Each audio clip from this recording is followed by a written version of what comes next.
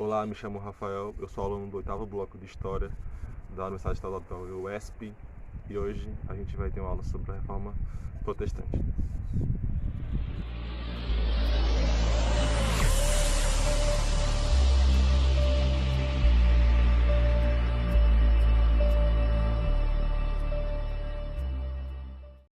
Para a gente identificar e analisar um pouco de como se deu essa Reforma Protestante, a gente tem que voltar um pouco para o contexto histórico, ou seja, a gente tem que pensar o que estava acontecendo naquele momento na Europa Ocidental, né, que foi onde aconteceu a Reforma Protestante.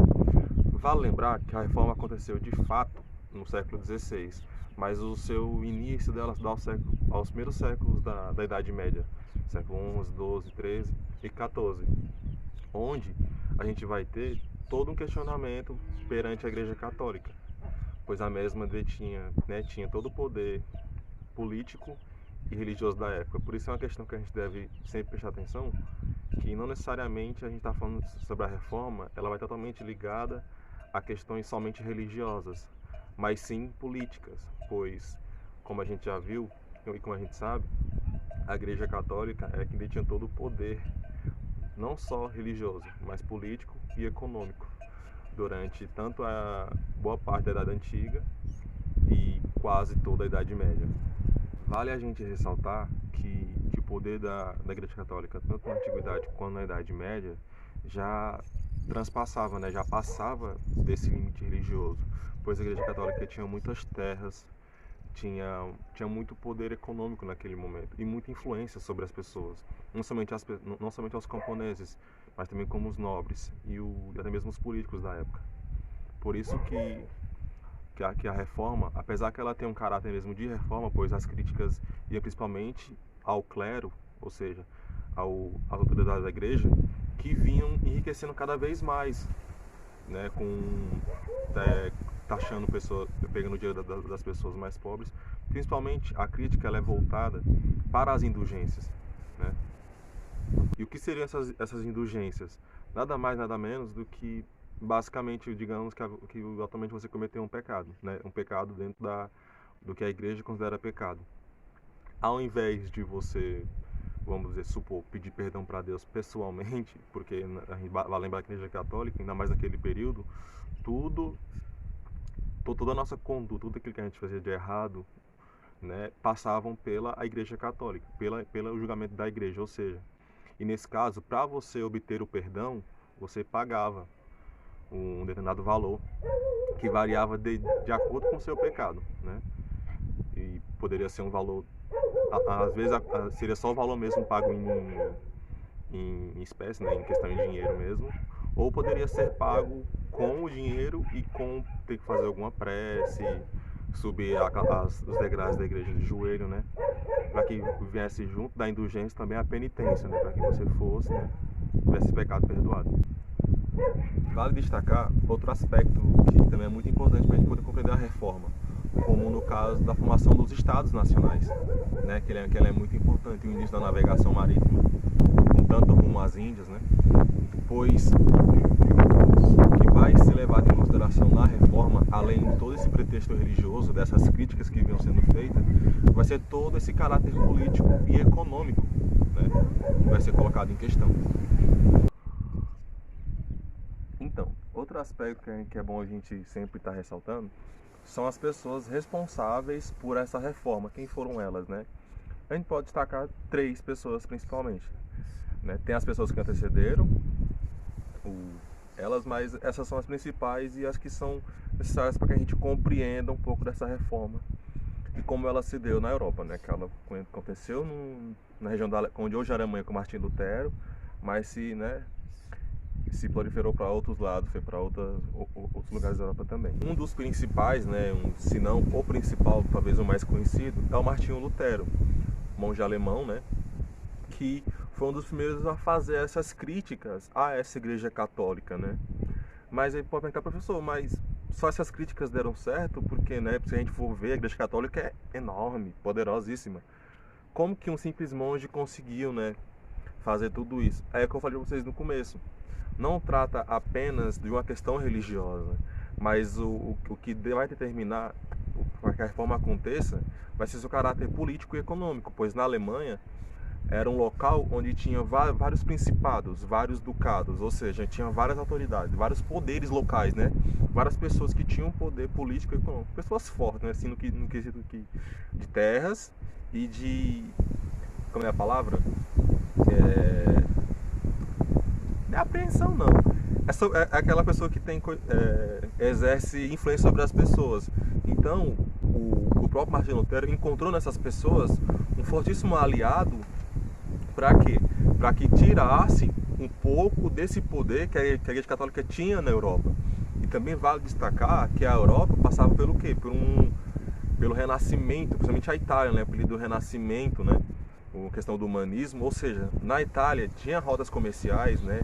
Muito fortes, ou seja, tanto que lá tinha diversos estados papais, que já muito por quê? Por causa dessa questão econômica, sabe?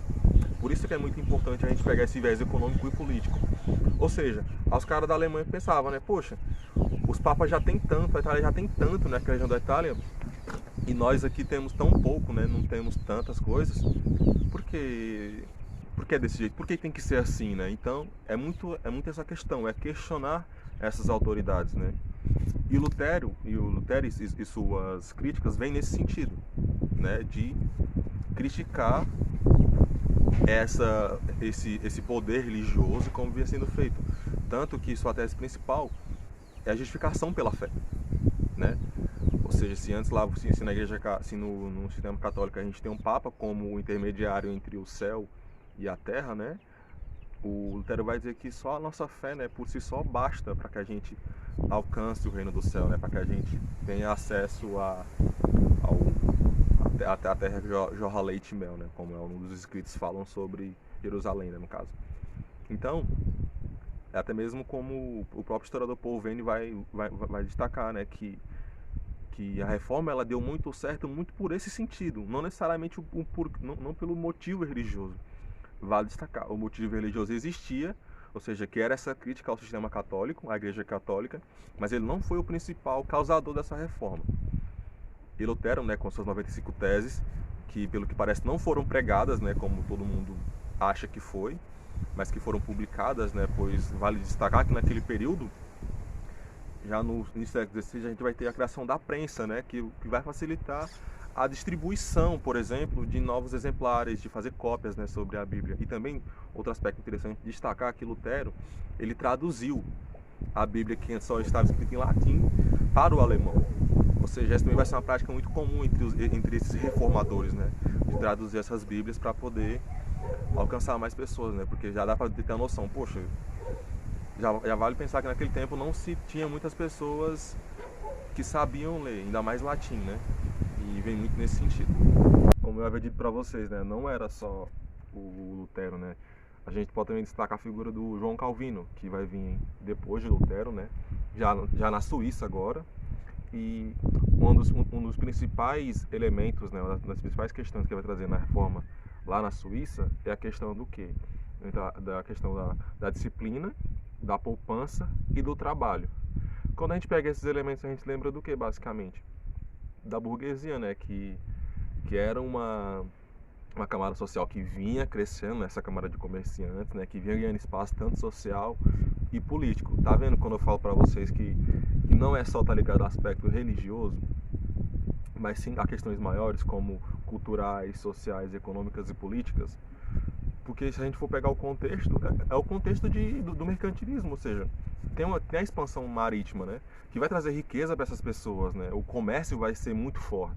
Ou seja, então, esses núcleos religiosos, eles vão crescer, cada um, né, na sua dependência, né, naquilo que eles estão mais precisando, e nesse sentido, vale destacar que isso difere da Igreja Católica, né? A Igreja Católica não tinha essa questão do dinheiro, era dado para ela, né? Que não vai falar da questão das obras da caridade, né? Porque a Igreja Católica vai dizer que você tem que fazer obras, né? Não somente a questão da indulgência, mas tem que criar obras em vida, né? Ou seja, então essa moral do Calvino, você vai poupar seu dinheiro, então você vai guardar seu dinheiro, ou seja, manutenção da propriedade privada, entendeu? Você vai gerar lucro para si mesmo, entendeu? E isso vai ser atestado pela religião. Ou seja, e naquele período era o que as pessoas precisavam para poder dar seguimento às suas vidas, né? Naquilo que elas já vinham fazendo, como no caso da burguesia. Rapaz, e se eu contar para vocês que teve um terceiro, né, uma terceira pessoa, um terceiro cara, que também é muito responsável por essa reforma religiosa, mas se eu te contar um dos motivos que ele, né, fundou a própria igreja, vocês talvez não acreditem, mas é verdade, porque basicamente ele queria casar de novo. Ele tinha um casamento, ele era casado com uma mulher, só que você queria separar dela, né? E vai lembrar que na igreja católica naquele período, a questão de divórcio não era permitida. Aí ele pede pro Papa, o Papa não, né, não vai poder, né, casar de novo. Mas isso também era muito por conta do quê? Porque a mulher que ele era casado era a tia do imperador da época. E por isso que o Papa não ia bater de frente com essa questão, né? Por isso que é um pouquinho complicado. Mas foi um pouco desse contexto, né? E desses que a gente já vem trabalhando, já vem falando para vocês, que o rei Henrique VIII, né? Da Inglaterra, que ele cria uma igreja baseada em princípios nacionalistas, estatal. Ou seja, ele cria a igreja anglicana, né? A anglicana provavelmente vem dos povos anglo-saxões, né? daquela região onde hoje é a Inglaterra. E é muito nesse sentido, mas também por motivações econômicas e políticas. Vale lembrar que o poder da Igreja Católica tinha muitas terras em toda a região da Europa. Muitas terras, e naquele período terras era sinônimo de riquezas e posses, entendeu? Ou seja, a partir do momento que ele fundou a própria igreja, todas essas terras que eram da Igreja Católica, que estavam na Inglaterra, passaram a ser deles, entendeu? Então dá pra ver um pouco isso que eu venho falando desde o começo, que não só está ligado somente a motivos religiosos, quase nada, né, de motivos religiosos, apesar que eles existem e eles vão ser muito importantes para a criação de novas morais religiosas, né, tipo assim, de novos grupos, né, de novas identidades cristãs. E isso é muito importante, essa é uma das características da reforma protestante. Aí eu sei que vocês devem perguntar, mas professor, como a gente pode observar essa reforma hoje em dia? Como, né? Porque geralmente a gente consegue ver sentido em algo que aconteceu tão distante. Mas um dos exemplos, como eu já falei, né, é essa própria questão dessas novas igrejas que surgiram após, né? Essa questão do protestantismo está ligada a esse movimento, né, que tinha em seu início essa questão da reforma mesmo, de reformar, de trazer melhorias e não de criar uma ruptura, né, de criação de novas igrejas, como foi o que aconteceu. Mas a partir dessa reforma, a gente passou a ter mais liberdade religiosa, né? Mesmo que com muitos problemas. Essa liberdade religiosa diz respeito muito à moral cristã. Ou seja, a gente vale refletir que, por exemplo, religiões de matrizes afro-brasileiras ainda sofrem muito preconceito, entendeu? Então, cabe algo para a gente refletir e como a gente pode observar isso no dia a dia, né? Porque a gente está vendo que a reforma partiu da Igreja Católica, ou seja, dessa moral cristã, entendeu? Então, a partir desses ensinamentos, desse conhecimento, a gente pode mudar o nosso olhar com o outro, né? Principalmente com as religiões que são muito... Tem falado muito mal de muitas religiões, como eu já falei, principalmente matrizes africanas. E cabe a nós a gente rever esse pensamento, né? Que é muito importante também pra gente. Bom, pessoal, é isso. Eu espero que tenham gostado da aula. Curte, comente, compartilha. Vai na nossa playlist, tem mais aulas lá. Se cuidem, bebam água, se protejam. E é nóis.